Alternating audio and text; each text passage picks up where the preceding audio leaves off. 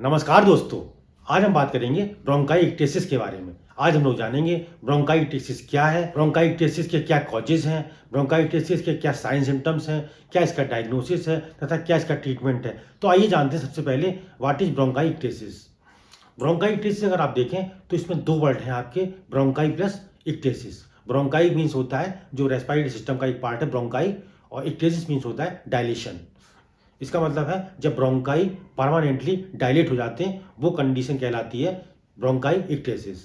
Bronchi इक्टेसिस अगर देखें आप तो ये क्रोनिक रेस्पिरेटरी डिजीज है। इसमें हमारे ब्रोंकाई जो होते हैं वो डैमेज हो जाते हैं। डैमेज होने के कारण इनका जो साइज होता है वो काफ़ी एनलार्ज हो जाता है, और ये साइज परमानेंट हो जाता है। इसको हम परमानेंट एनलार्जमेंट कहते हैं। ब्रोंकाइटिस एक अनक्योरेबल डिजीज है। इसे केवल हम लोग ट्रीटमेंट के द्वारा इसमें पेशेंट सर्वाइव कर सकता है। ब्रोंकाइटिस होने से पेशेंट को बहुत अधिक खांसी आती है तथा पेशेंट के लंग्स में म्यूकस का सेक्रीशन काफी अधिक मात्रा में होता है तथा पेशेंट को इन्फेक्शन होने के चांसेस काफी अधिक हो जाते हैं। जनरली ब्रोंकाइटिस में जो ब्रोंकाई होते हैं उनके परमानेंट डायलेट होने के कारण वहां पर पाउचेस का डेवलपमेंट हो जाता है।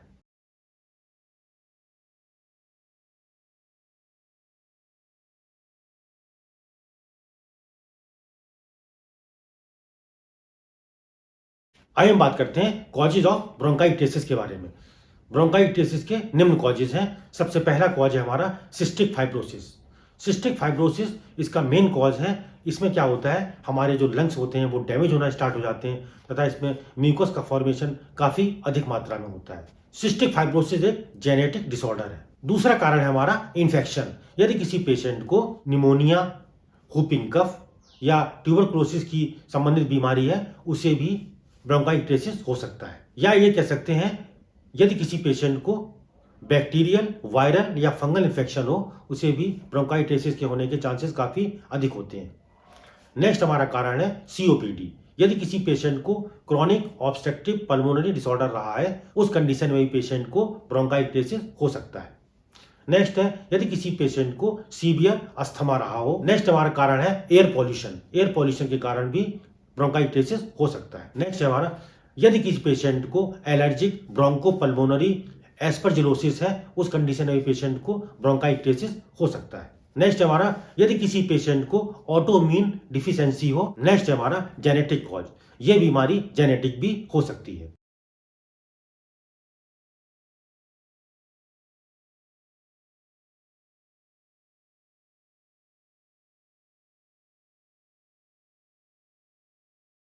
आइए बात करते हैं sign symptoms of bronchitis. Bronchitis के निम्न साइन सिम्टम्स आपको देखने को मिलते हैं। सबसे पहला हमारा साइन सिम्टम है फीवर।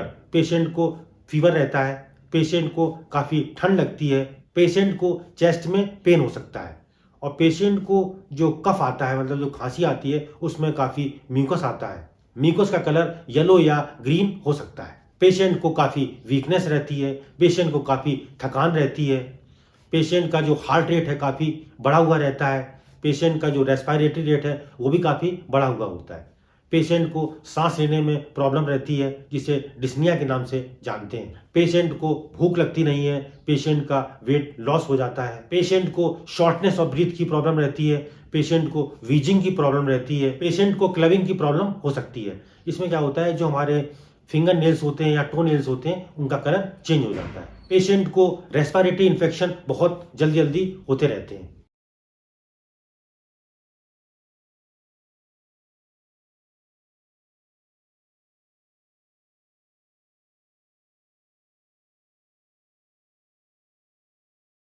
आइए बात करते हैं डायग्नोसिस ऑफ ब्रोंकाइटिस। ब्रोंकाइटिस को निम्न प्रकार डायग्नोज कर सकते हैं। सबसे पहले फिजिकल एग्जामिनेशन के द्वारा, नंबर सेकंड है हमारा हिस्ट्री कलेक्शन के द्वारा, नेक्स्ट हमारा पेशेंट का चेस्ट का एक्सरे कराया जा सकता है, नेक्स्ट हमारा पेशेंट का हाई रेजोल्यूशन सीटी स्कैन कराया जा सकता है, पेशेंट का ब्लड टेस्ट करा सकते हैं आप, पेशेंट का पल्मोनरी फंक्शन टेस्ट कराया जा सकता है, पेशेंट का स्पायरोमीट्री टेस्ट कराया जा सकता है, पेशेंट का स्पुटम कल्चर टेस्ट कराया जा सकता है तथा पेशेंट का इम्यूनोग्लोबुलिन लेवल चेक करा सकते हैं। इसमें हम लोग आईजीए, आईजीएम, आईजीजी की जांच करते हैं।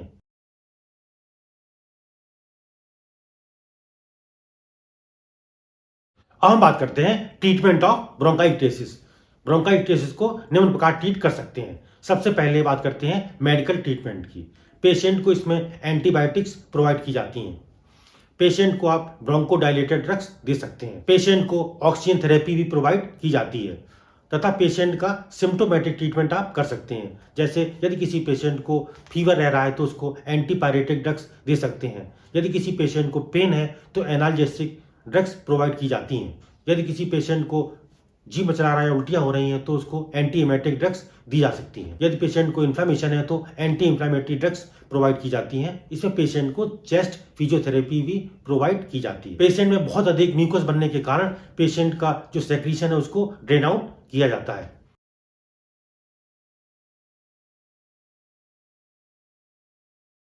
ऐसे पेशेंट का सेगमेंटेक्टोमी कर सकते हैं। इसमें जो बढ़ा हुआ लंग्स का पार्ट होता है उसे काट कर रिमूव कर दिया जाता है। नेक्स्ट है हमारा, इसमें पेशेंट की लोबेक्टोमी कर सकते हैं। पेशेंट के जो लंग्स के लोब्स होते हैं उनको काट कर रिमूव कर दिया जाता है। नेक्स्ट हमारा न्यूमेक्टोमी, इसमें पेशेंट के जो कंप्लीट लंग्स को रिमूव कर देते हैं। पेशेंट का लंग ट्रांसप्लांट किया जा सकता है।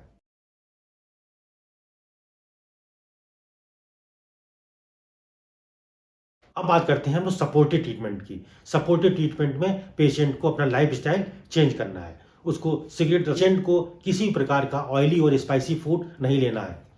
पेशेंट को फ्लूइड बहुत अधिक मात्रा में लेना है।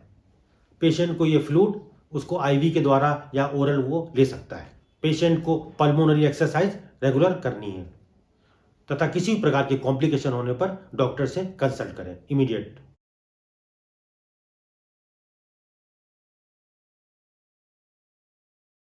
अब हम बात करते हैं होम्योपैथिक ट्रीटमेंट की।